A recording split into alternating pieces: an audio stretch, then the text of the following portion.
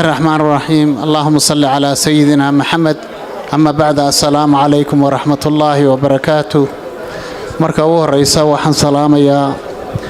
madaxweynaha jamhuuriyadda Soomaaliland waxa kale oo salaamayaa gudida nabadgelyada waxaan salaamayaa garaadka Saciid Suldaan Saciid Suldaan Ali Shire oo taariikh weyn leh oo muddo badan ay awoowayeen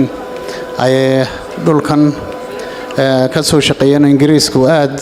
ay uga soo halgameen markaana labadoodu ay ku xidhnaayeen iyo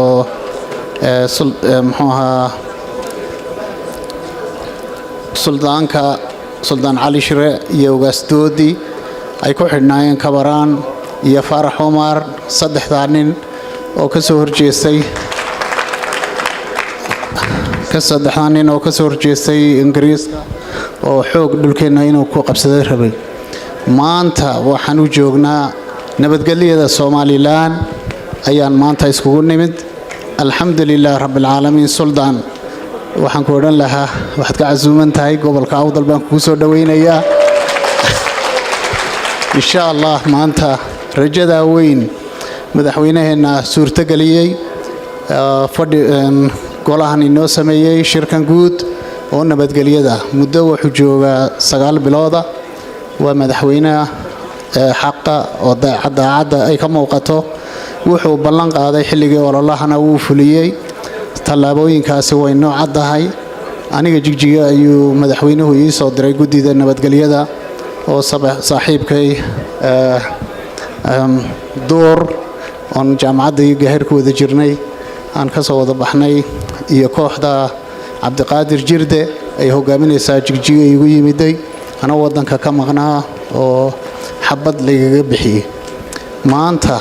waxa nabadgelyada keenay waa madaxweynaheena qaranka Allah barakeeyo cimriga Allah u dheereeyo aad iyo aad buu inoo soo dhaweeyay heshiiska iyo nabadgelyada wadana Allah la qabto muddo yar oo inta 9 bilood aan ka badnayn buu waxa soo hawlood ku qabtay madaxweynuhu garbihiisaan joognaa labada garab baan ka joognaa wax walba waan la qabanaynaa maanta waxaan nii ballan qaadayaa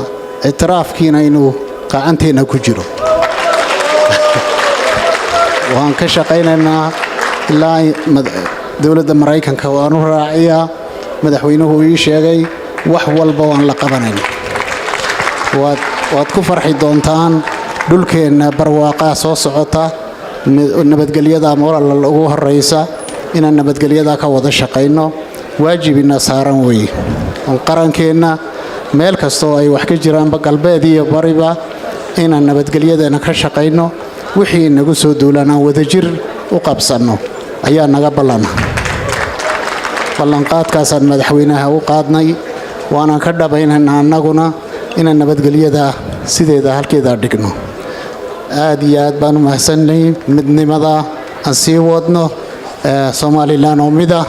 shacabkeena oo mida madaxdeena iyo dhaqankeena oo mida Allah inii barakeeyo maalin weyn weeye maanta oo taariikh weeye taariikhdii dib ay isku soo celisay maanta nabadgelyadaas aan ka shaqeynaa insha Allah Allah inii barakeeyo ilaahay caafimaad hayna wada siiyo dhulkeena barwaaqo Allah inooga dhigo ilaahay roob raxmad Allah inoo keeno dadkeenana ilaahay caafimaad ha wada siiyo assalaamu calaykum waraxmatullaahi wabarakaatuh gabaygu wuxuu isugu jiraa marka hore dardaaran waana ku jirta ficilada iyo ereyada gabaygu ku jiraan dhexdiisa inaad idinku laftirkiinu dareenkiina muujisaan baan doonayaa inkastoo daraaruhu sidaan dhayiga iyo yaabka inkastoo wax weyn baa dhacay dhaqanku doorsoomay dambaalada fariimaha xunxuni wayna dhibayaane dhirbaaxada dadkaaga iyo xigtada dhowcir ha u noqon hana u dhagan dhuglaanina lurkiyo dhaadashada ceebta dhugtanka iyo kala aarsiga iyo dhiidhig iyo weydu waa mid imirka maanka iyo qalbiga dhaawacood dilaye waxaad faan ka dhigateen tolkay dhowr qof baan dilay ha u dirin balaayada dhabbaa dhaanna ha u raran dhudhummada halkaad kaga jabtiyo dhaadkiyo lowga هكوسي بتنا دي بقولنا قدوك على الليل دبيلها رصاص يقول بحر مع البارودة لا حاد البولاه وأنا بقصنا يسينه دبت الصواف شرب قل درهدا وكدركتينه وحدا يلكب بغدا مربو وحدا يلكب بغدا مربو دي مشاكينا لا حد وحدا يلكب بغدا مربو دي مشاكينا ويلها بركود با دحدغا دي لا ادمي waxay sida rasaas ugu dhacaan maan dibsaday goore markaan joogo halgeysan muqlo ceergabay wax ka dhaceen amba wana xaqofka soo reey Soomaaliya ama wunaha waxay sida rasaas ugu dhacaan maan dibsaday goore yaanu wiil afkaaga ku dhiman dhagalna loo qowli xigta dhiiga iyo ruuxa iyo dhaqan wadaagaysa dad is dhalay dhalaan wada korsaday dheeha wada maaray دول إيه بوديسيو دحل مجورانا مرة دام بركين ديل مناي دوفنا للوكين أون عدي دبلهين عرق دوبدي عيدة أون سناك دقاقين هديد عيلو تشيدو أون سناك دقاقين هديد عيلو تشيدو كل ما ذويان علادي دحت الله دلتوا كتقدومه ديكه كامانت daltuwaa ka taga dhuumahoo dhiga hubkaa maanta dantu waa dhulkiinaa dihina dheefta wada quuta gacmaha dashiikaha barteen dhowda iyo suuga isku dhiiba oo bara salaan oo dhulkada maanta war isdhunkada war isku dhaga gacmaha dashiikaha barteen dhowda iyo suuga isku dhiiba oo bara salaan oo dhunkada maanta isku wada dhigdhaga oo jacay dhabadooda muuja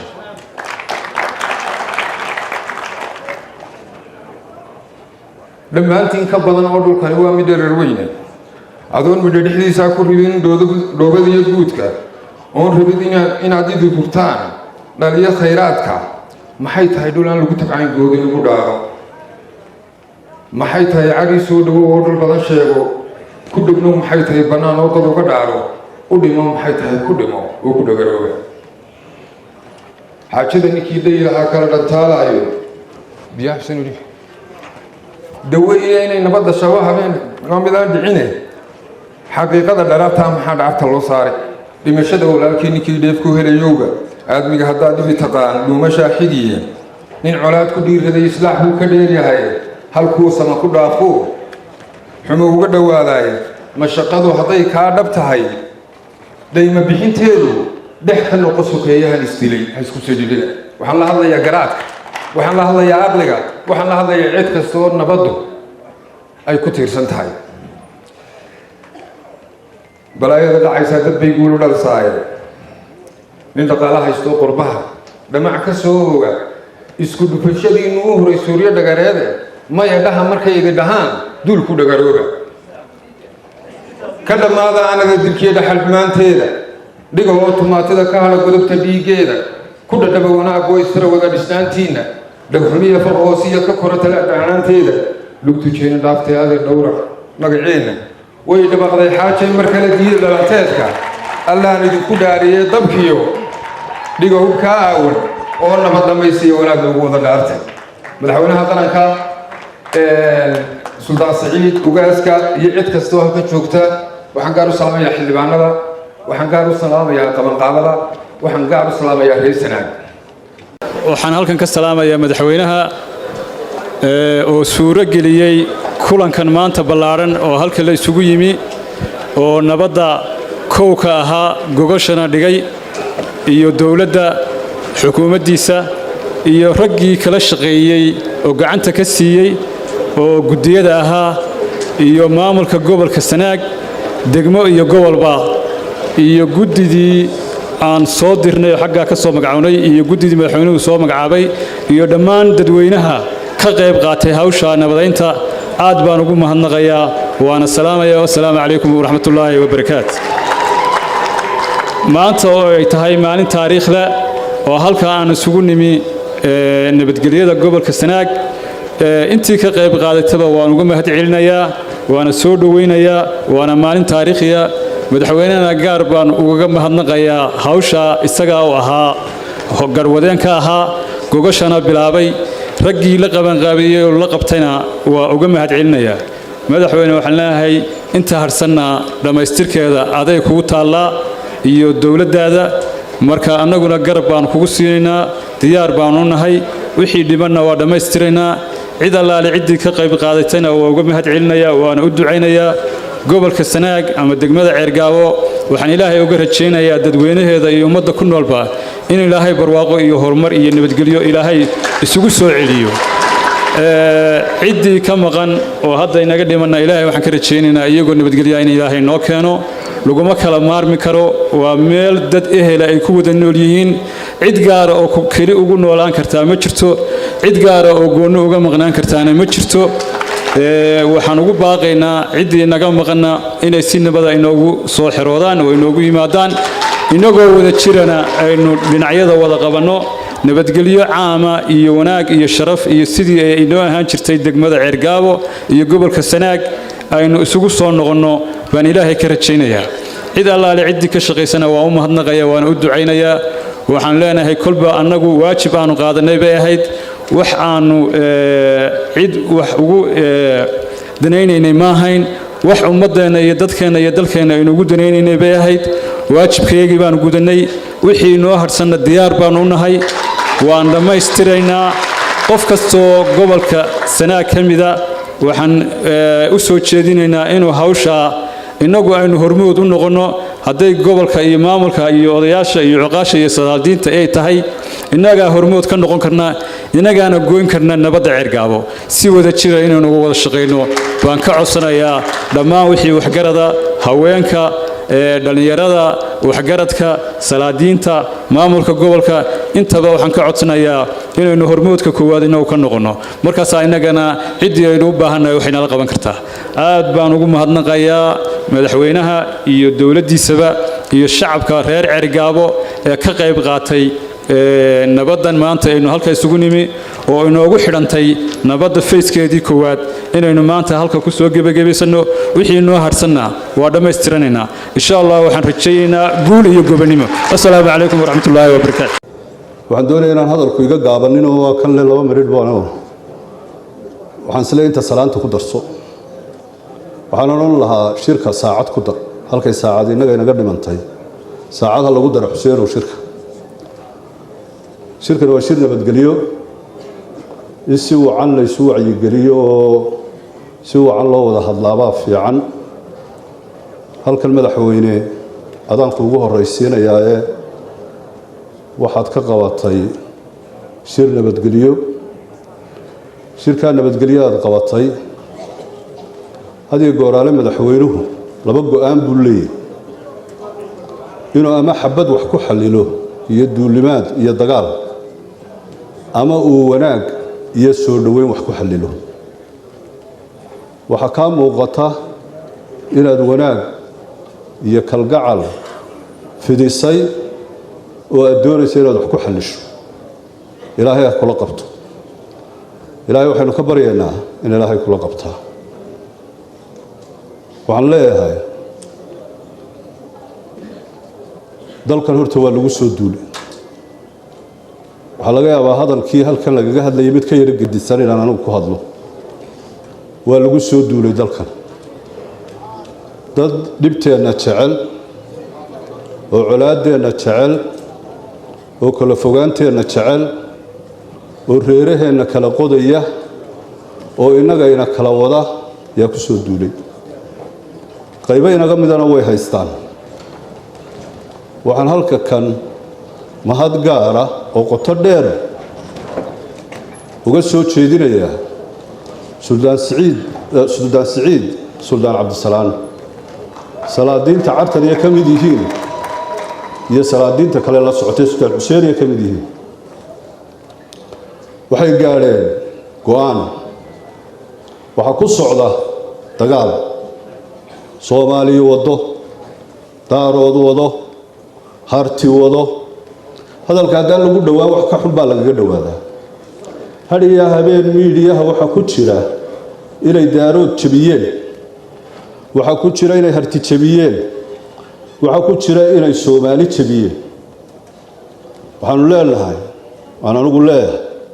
suldaan iyo salaadiin iyo odayaal waxaanu idinka mahadnaqaynaa sida uga dhagaadegteen arrintaa iyada ah ee eheladii aa ishaydeen ugu soo dhiirateen ee aad noogu timaadeen yaan aad iyo aad iyo aad uga mahadnaqaya isaaqna hal baan leeyahay war isaaqow dalkan waa laynala leeyahay waase layna qodayaa ugaaska iyo reerkiisa waa la qodayaa siciid cabdisalaan iyo reerkiisana waa la qodayaa dhulbahantana waa ku tegi haddaynaan qalbiga ballaadhin haddaynaan ummadda waxaynu isu nahay muujinin haddaynaan madaxweynahayna hor fadhiyaa